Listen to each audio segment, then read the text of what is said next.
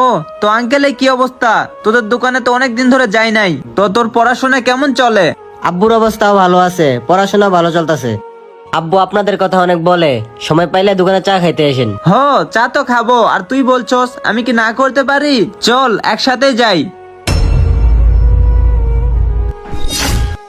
আচ্ছা ভাই, তাহলে আজকে মনে হয় আপনি অনেক ব্যস্ত আছেন, সময় পাইলে আমাদের দোকানে চা খাইতে আসেন।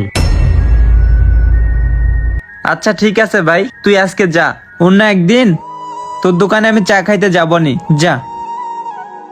আরে মামা, তুই এসব বিশ্বাস করিস না। এইসব ছোট লোকদের তালবাহানাই একটা। ওরা বড় লোকদের দেখলে আত্মীয় হল লাইগা বাউনিয়া চলে।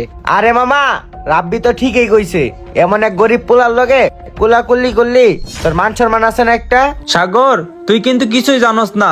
আর রাব্বি, তুই তো ভালো করে জানোস, যখন আমার 5 টাকা দিয়ে চা খাওয়ার সামর্থ্য ছিল না, এই ছেলের বাবাই আমাদেরকে চা খাওয়াইতো। তাইলে শোন,